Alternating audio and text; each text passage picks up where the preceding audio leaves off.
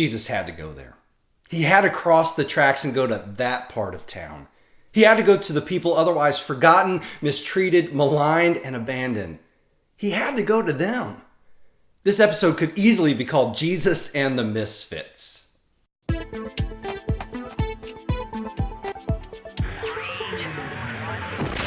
Hello world, my name is David Dorn, and this is Preposterous, which is not your typical Bible study. We're walking through the book of John together, and today we are in chapter 4.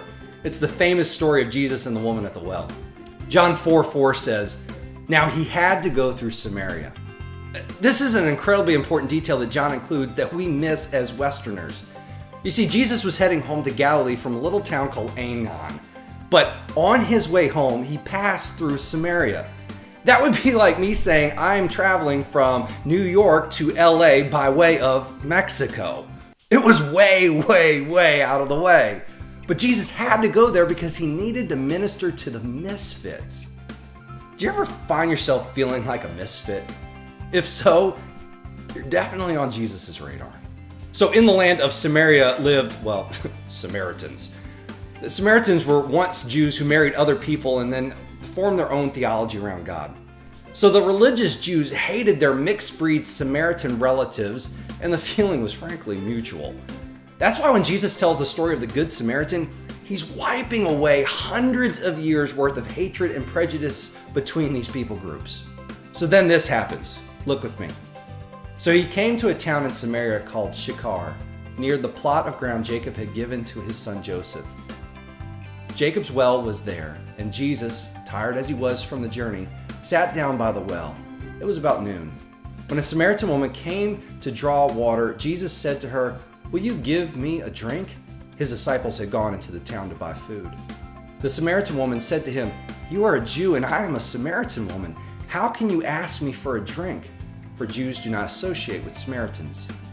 Jesus answered her, "If you knew the gift of God and who it was that asked you for a drink, you would have asked him and he would have given you living water."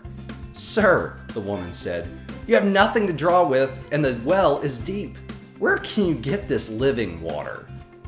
Are you greater than our father Jacob, who gave us this well and drank from it himself, as did also his sons and his livestock?"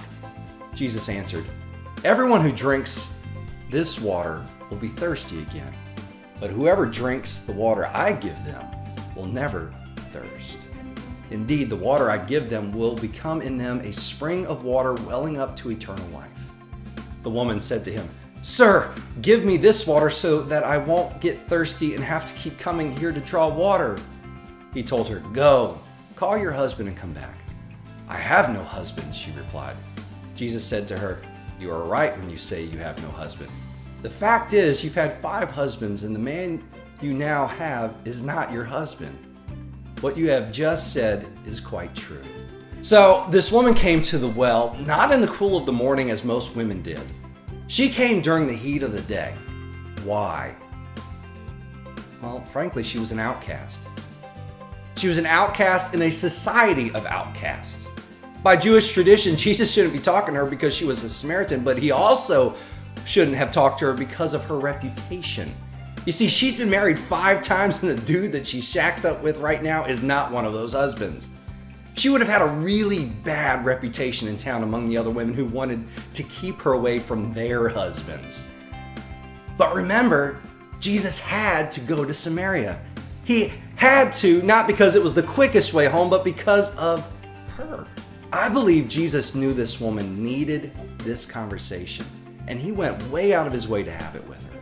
I've always been struck by what Jesus knows about us. This is one of the few times Jesus lets the person in front of him know he knows all about them.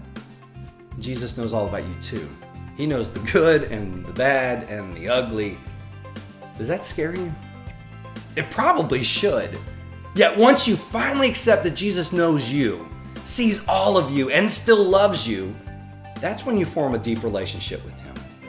The very fact that Jesus knows all of my thoughts, deeds, and intentions and doesn't run away screaming really means that he cares. If Jesus really cares for this misfit of a woman, he cares for you and me too. Now, Jesus continues his conversation with this woman in which he very bluntly reveals himself to her as the Messiah. Jesus doesn't always come out and say who he was, but he does with her. I think she needed to know. I think Jesus reveals himself to people when they really need him. Now, it's fascinating to me that the Bible never says that she prayed a prayer of salvation. She really didn't even have a religious experience. She just simply accepts who Jesus is, and she ran off, leaving her water jar. Poor Jesus, I don't think he ever got that drink of water. But she ran into the town to tell everybody who she just met. Mind you, she ran into the very town that had rejected her to tell them about Jesus. In fact, John describes it like this. Many of the Samaritans from that town believed in him because of the woman's testimony. He told me everything I ever did. So when the Samaritans came to him, they urged him to stay with them, and he stayed 2 days. And because of his words, many more became believers. This misfit leads other misfits to Jesus. But ain't that the truth? The people I've seen most passionate about reaching others for Jesus were the outsiders who found faith in Jesus and wanted all other outsiders to find faith too.